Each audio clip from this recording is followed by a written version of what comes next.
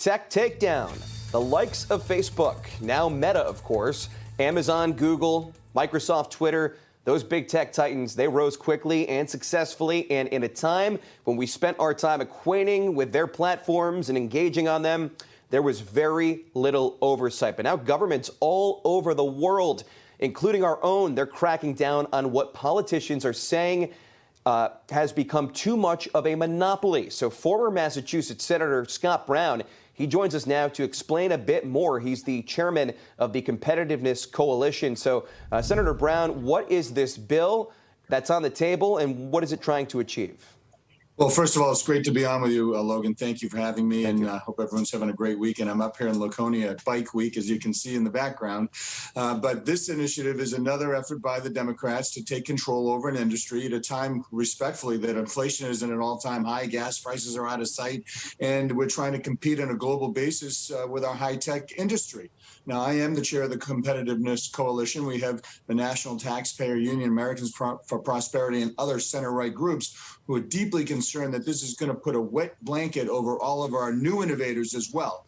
It's interesting. When you have the Commerce Department, the Justice Department, Chuck Schumer, Amy Klobuchar, and Senator Warren on a bill, it's not good. And if the Republicans are concerned about censorship, for example, that's how everyone's talking, oh, there's about censorship. It has nothing to do with censorship.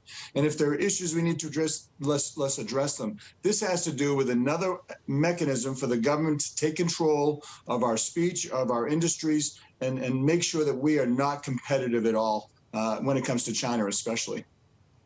Well, there's a lot of people, especially on the conservative side, that seem to think Elon Musk could be the savior of Twitter if his purchase goes through. Do you think it'll actually go through with all the hoops that he seemingly has to jump right now? Or do you think $44 billion or so is just too much for him?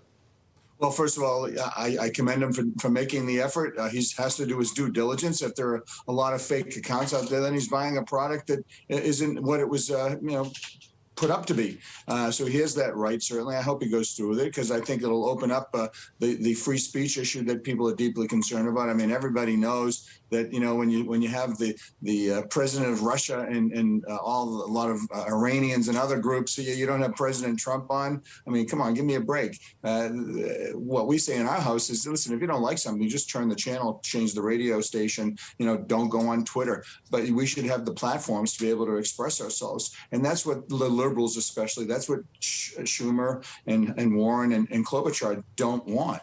They don't want us to have the ability to speak. And, it's interesting. Here we are, as I said, in a 40-year high in inflation, with the border, with what's happening, obviously, in Ukraine. We have all these problems, yet Congress, I guess, is concerned about another mechanism to basically slow down our economy. It makes absolutely no sense.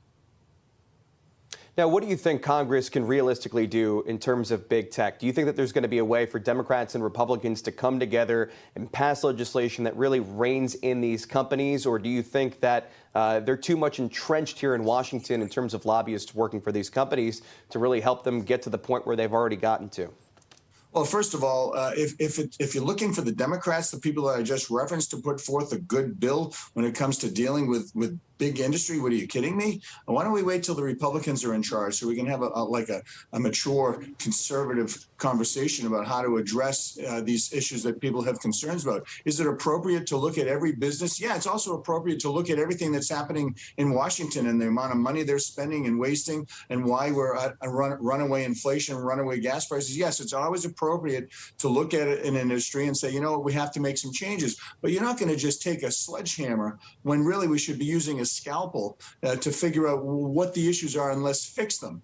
And especially when you look at the authors and then you have the Commerce Department, the Biden Justice Department, and other liberal think tank groups saying, oh, this is a great idea. Let's take away people's rights. No, it's not a great idea. We can do better, and we should be doing better. All right, former Senator Scott Brown of Massachusetts taking up the fight against big tech. Senator Brown, thank you for joining us. Cheers. Bye-bye.